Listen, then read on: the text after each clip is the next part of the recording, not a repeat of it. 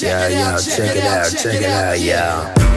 Rule number one, can't trust no. I don't care what they say, unless they show what they say. You can't. So it's another thing, bro. SeeReal, back with another real reaction video. So I was trying to get into the random stuff. Black Panthers, man.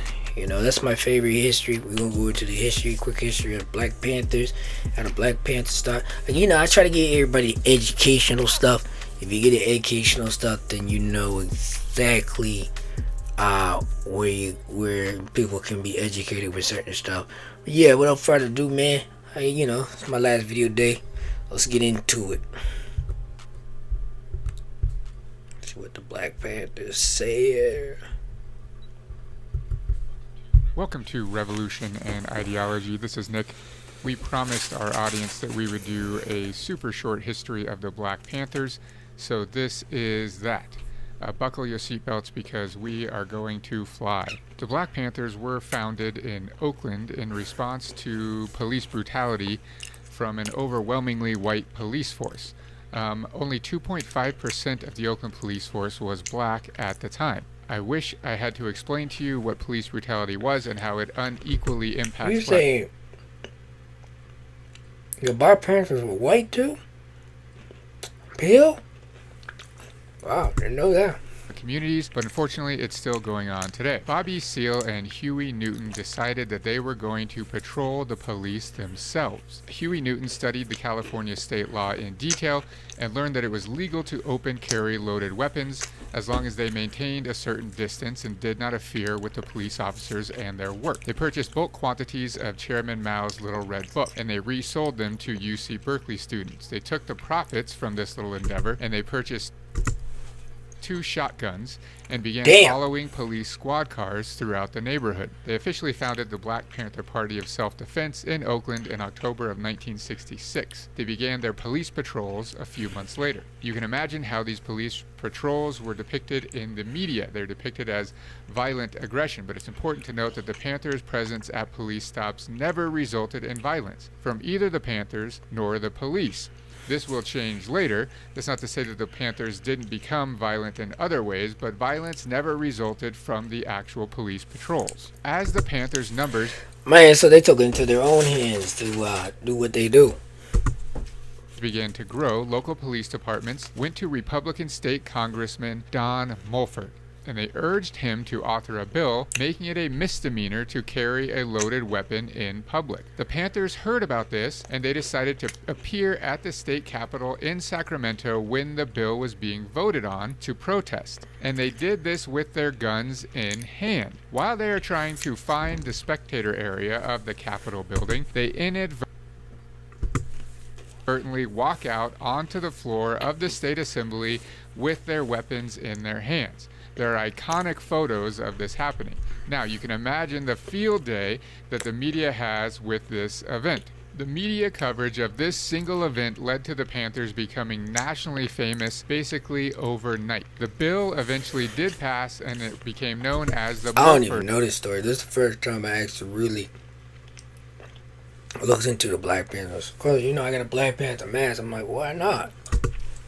Act. It was enacted in 1967 with the support of then California Governor Ronald Reagan and, get this, the National Rifle Association. It's amazing how opinions on gun control change when those arming themselves are black. I want to stress that again. California Governor Ronald Reagan, with the help of the NRA, helped to pass the Mulford Act. Ronald Reagan, one of the worst presidents ever, next to George Bush. California, making it illegal to open carry loaded weapons in public. I also want to stress it is still illegal to open carry in the state of California as a result of the Mulford Act due to the oppression of the Black Panthers and their rights. This newfound popularity of the Panthers inspires them to open a headquarters in Oakland, and they begin publishing the Black Panther newspaper, where they lay out their 10-point platform. This is what they are after. 1. We want freedom. We want power to determine the destiny of our black community. Number 2, we want full employment for our people. Number 3, we want an end to the robbery by the white man of our black community. Number 4, we want decent housing, fit for shelter of human beings. Number 5, We want education for our people that exposes the true nature of this decadent American society. We want education that teaches us our true history and our role in the present-day society. Number 6, we want all black men to be exempt from military service. Number 7, we want an immediate end to police brutality and murder of black people. Number 8, we want freedom for all black men held in federal, state, county, and city prisons and jails. Number 9, we want all black people, when brought to trial, to be tried in court by a jury of their peer group or people from their black community. And that's the way they need it, bro. Or they will stay out of jail, man. Because when you got a person that look like you, man, they understand it more. As defined by the Constitution of the United States. And number 10, we want land, bread, housing, education, clothing, justice, and peace. They also established 26 rules for every official member of the party. I won't read all of them. Here are a few. Number 1, no party member can have narcotics or weed in his possession while doing party work. Number 2, any party member found shooting narcotics will be expelled from this party. Number 3, no party member can be drunk while doing party work. Number 4, no party member will violate rules relating to office work, general meetings of the Black Panther Party, and meetings of the Black Panther Party elsewhere. Number 5, no party member will use, point, or fire a weapon of any kind unnecessarily or accidentally at anyone. Number 8, no party member will commit any crimes against other party members or black people at all and cannot steal or take from the people, not even a needle or a piece of thread. Number 9, when arrested, Black Panther members will give only name, address, and will sign nothing. Legal first aid must be understood by all party members. Upon being released from prison, Eldridge Cleaver joins the Panthers in 1967. He was quite a bit older than most of the rest of the members of the party. In 67, Cleaver was 32 years old and had spent 15 of those years behind bars. In 1967, Bobby Seale is only 25 years old, and Huey Newton is 31. In October 1967, Huey Newton is pulled over by Oakland police and a shootout ensues. 2 police officers and Newton are all shot. 1 police officer dies, and Newton is handcuffed in the hospital and charged with voluntary manslaughter. From jail, Huey Newton professes his innocence, and this leads to Free Huey demonstrations that become a movement in themselves. In the aftermath of the assassination of Dr. Martin Luther King Jr., Eldridge Cleaver leads 11 other Panthers in an ambush on police officers. In the ensuing shootout, Cleaver and 17-year-old Bobby Hutton surrender. Upon surrendering, the police shoot Bobby Hutton 12 times. He immediately becomes a martyr of the movement. 1,500 people attended his funeral and 2,000 people attended the rally following the funeral. Actor Marlon Brando delivered a eulogy, and his death at the hands of the police garners an incredible amount of support for the Panthers. I ain't lying, man. That's why I got the plan for Mass. I miss the Black Panthers, man. Charged with murder after the incident. Although they weren't alive when I was alive. So, yeah. Well, that didn't come up right. They weren't alive when I became alive. You know what I mean? So they were probably gone like years ago. First to Cuba, then to Algeria, where he sets up an international chapter of the Black Panthers, which receives support from many countries. This results in a large influx of new members. Many of the new members are college students, which leads to some tension within the party. The original urban black membership wants to maintain its street image, while others want the party to adopt a more mainstream image. It's important to note the importance of the Black Panther image in recruiting new members. Martin Luther King Jr. was always mainstream in his rhetoric and attire.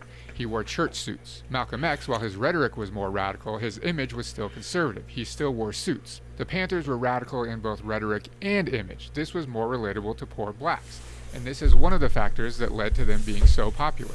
The name of the party was officially shortened from the Black Panther Party for Self-Defense to the Black Panther Party. It's at this point that the party starts focusing on its quote-unquote survival programs. The Panthers create free breakfast programs for children, clothing and food drives, free clinics, free sickle cell testing programs, free self-defense training, free classes on politics and economics, free drug and alcohol rehabilitation program. By this time, mid to late 1960s, party membership is over 10,000, and there are chapters in Atlanta, Baltimore, Boston, Chicago, Cleveland, Dallas, Denver, Detroit, Kansas City, Los Angeles, Newark, New Orleans, New York City, Omaha, Philadelphia, Pittsburgh, San Diego, San Francisco. Damn, they were everywhere by Canada.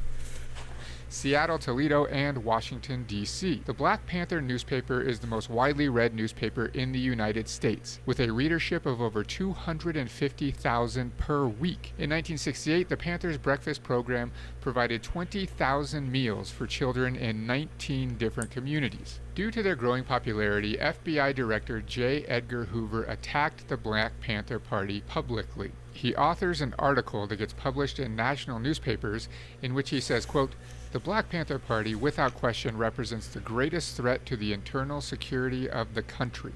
This leads us to COINTELPRO. We can't possibly do justice to the entire COINTEL program in this because they didn't kill nobody. It was their people killing us.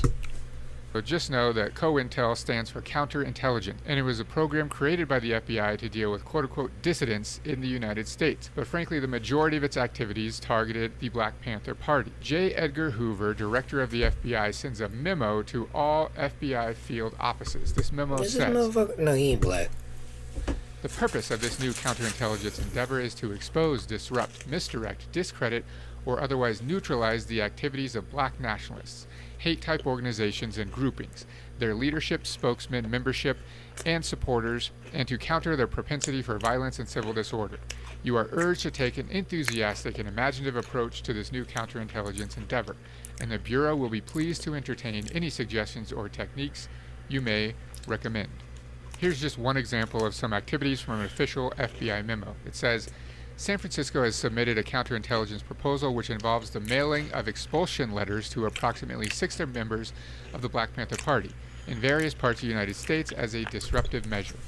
Black people back then, they weren't too scared to stand up to white people. So, I get where they're coming from. The letters are to be prepared on Black Panther Party stationery with the simulated signature of a Black Panther Party national official. The laboratory has prepared similar reproductions of Black Panther Party stationery and official signatures in the past. As pointed out in this letter, we need additional information before going ahead with the preparation of the letters. So their plan is to send letters to different Black Panther Party members on official Black Panther Party stationery, telling them that they have been expelled from the party to create confusion and disorganization within the party. In its lifetime, the COINTEL program was responsible for 290 official activities. Of those, 245 targeted the Black Panthers specifically. In 1968, Bobby Seale attended the Democratic National Convention where he delivered a speech. He gets arrested and charged with conspiracy to cross state lines to induce a riot. In an effort to stamp out all Black Panther activity, the FBI worked with New York City Police Department and arrested 21 members, including all of the leadership of the New York City chapter. The police claimed that the Panthers had been involved in a plot to bomb police stations and other locations throughout the city. These arrested activists become known as the Panther 21. At Bobby Seale's trial in Chicago in October 1969, his attorney was ill and could not arrive in time for the trial. Seale attempted to represent himself, but the judge refused, having him gagged and chained to his chair. He gets charged with contempt of court 16 times and is sentenced to 4 years in prison. All other charges were dropped. How you get sentenced to 4 years in prison because my lawyer was sick and I decided to? Man, that's crazy. Back then in the day, the laws were retarded back then. He was charged with crossing state lines to incite a riot.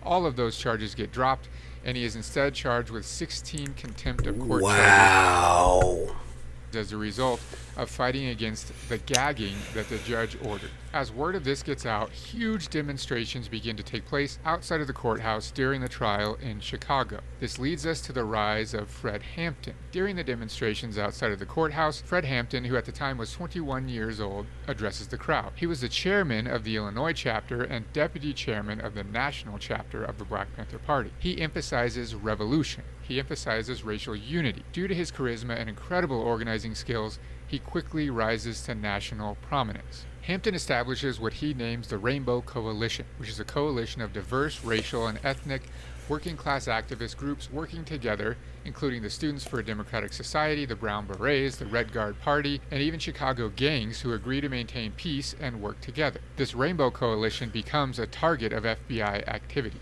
The Black Panther Party establishes what they call Panther Pads. Panther members left home and moved in together for the safety of their families. They were very organized for security, cleaning, cooking, etc., and building a community in the movement. The FBI manipulated this situation. FBI informants gave Panthers guns. They then told the police that they were armed and should be attacked. So the FBI is furnishing them with weapons, then they're telling the local police forces that they are armed and dangerous. The key example of this going down is when local police, having been giving a layout of the apartment of Fred Hampton and the other Black Panthers, invade the apartment in the middle of the night with the intent to assassinate Fred Hampton. The police fire 90 shots into the apartment. Later investigations find that the Black Panthers fired once, most likely accidental, when the guard who was guarding the door was shot and his gun went off. It turns out that Hampton's personal bodyguard was an FBI informant. Like I said, he provided the floor plans and a key to the Black Panther pad. He also is one that sold guns to the Black Panther members. Guns provided. I mean, if you make guns legal, why the hell you guys get mad when the Black Panthers had the guns? To him by the FBI. The police immediately provide an account of events. They say there must have been 6 or 7 of them firing. The firing must have gone on 10 or 12 minutes. If 200 shots were exchanged, that was nothing. It's a miracle that not one policeman was killed. They recreate a life-size... I wish they were. Back then, the police weren't no good. They're kind of worse today, but it's circumstances. Model of the apartment and have the raiding officers act out the raid for national television. The problem is they did not secure the scene after they left, and the media and other community members are invited by the Black Panther Party to enter into the apartment and to see for themselves what went down, and they immediately notice contradictions in the police version versus the evidence they see with their own eyes in the apartment. A federal investigation concluded that the police immediately shot and killed Mark Clark. He's the guard on the door. They most likely shot him through the door before it had ever been opened. They then enter the apartment and begin unloading through the walls in the direction of Fred Hampton's bed. They find Hampton laying in his bed unconscious but still breathing, drag him into the hallway, and shoot him 2 times in the head at point-blank range. That's dirty, bro. Wow. Surviving Panthers all testify that they hear one officer say, "He's good and dead now." Now the question, how many shots were fired? Like I said earlier, see, this is why a lot of black people now today hate white people. Not saying all of them, but certain white people did a lot of stuff back in the day that was dirty. And they got mad when black people would try to stand up for certain stuff, bro. Like, I can't even get mad at them. I would do the same. Investigation concludes that one shot at most, even this can't be confirmed, came from the Black Panthers, and it came from Clark, who was shot dead, presumably through the door before it was even opened. He was holding a shotgun. When he was shot, the shotgun fired and went through the ceiling. The police fired between 82 and 99 rounds into the apartment. Like I said, the Panthers shot 1, accidentally, into the ceiling. No police are ever charged. Never. The families of Hampton and Clark, who are the 2 that are killed during the raid, charged the police department with wrongful death. They always got to do a little investigation. And then later on, oh, this is what... Man, shut the hell up, bro. After a 13-year lawsuit, the police department settles for $1.8 million.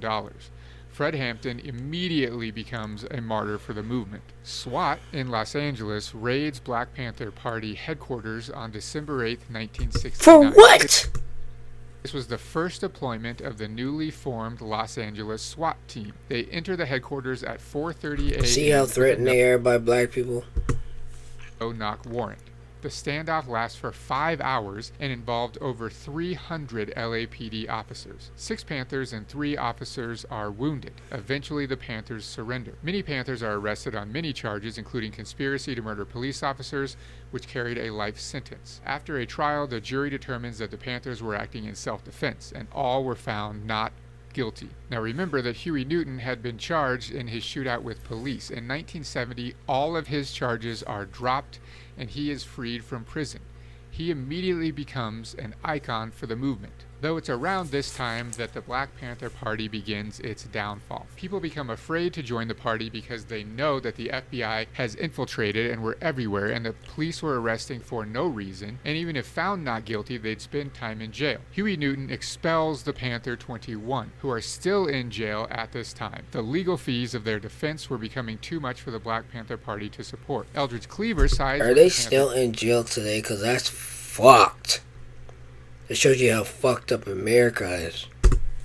21, and the party becomes split between Huey Newton, who wants to focus on social services, and Eldridge Cleaver, who wants to lead a more radical movement. The schism is between those who saw the party as a vehicle for social service and those who viewed it as a vehicle to overthrow the United States government. J. Edgar Hoover and the FBI pounce on this bitch-ass motherfucker. opportunity. The FBI intensifies the internal conflict and creates an atmosphere of paranoia. This leads to infighting among the Panthers themselves. The Panthers begin more political activities. Bobby Seale ran for mayor of Oakland in 1970, and Elaine Brown ran for city council. The Panthers consolidate and close down all chapters other than Oakland in order to focus on the election. They register between 20,000 and 50,000 people to vote. Bobby Seale loses the election. They lose their national presence as a result of the consolidation completely. Huey Newton essentially at this point kind of goes off the rails. He's suffering from mental health issues. He becomes abusive and addicted to drugs. People began leaving the party en masse. The party ceases to exist by 1982. There's more history here to its downfall, but you get the idea. In the end, Eldridge Cleaver returns to the United States to face his murder charge. He avoids jail time by accepting a plea deal to reduce the charge to assault. He becomes a born-again Christian and political conservative. He died in 1988. Huey Newton is murdered by gang members in Oakland in 1989 while trying to buy drugs. Bobby Seale ran for mayor of Oakland in 1873 and lost in a runoff election. He is still an activist living in California. As of this episode, he's 84 years old. In short, the Black Panther Party He's 84 years old now today doing that? Really underestimated the power and influence and the resources that law enforcement at a local, state, and federal level would use to try to eradicate the movement. The COINTEL program created by FBI Director J. Edgar Hoover relentlessly targeted the Panthers, oftentimes, most of the times illegally, and eventually led to the downfall of the Panther Party. Yo, man, that's crazy, because you know the crazy part about it is today, if the Black Panthers was still alive like they say, like, bro, we would still be fighting with having them to this day. Like, they kind of made a whole movement for us. So they said my boy 80, that's 3 years ago. He might be still alive, 87 years old. He's still in California doing the movement. But we gonna get more into Fred Hampton because he was like the leader. Huey Newton, you know what I mean? Huey Newton would have probably still been organized, but everybody got scared because of FBI.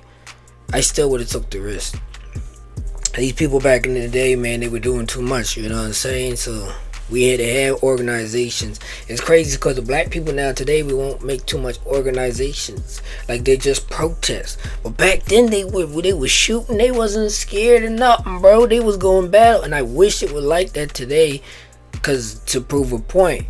But now it's like, it's just, the laws are so strict that you can't do shit. They'll give you more jail time. Like, you know what I mean? And it's crazy because smoking weed was a bad crime last year and it was legal. Now it can't legal. So certain stuff, man. What?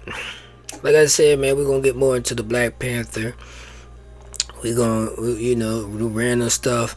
We got to still stay with the truth about the Egyptians, man. You already know, man. If it ain't SeeReal, it ain't real. Stay grinding, stay shining, stay blessed, stay fresh. And you already know I'm Ghost. I only see real. I only see real. I only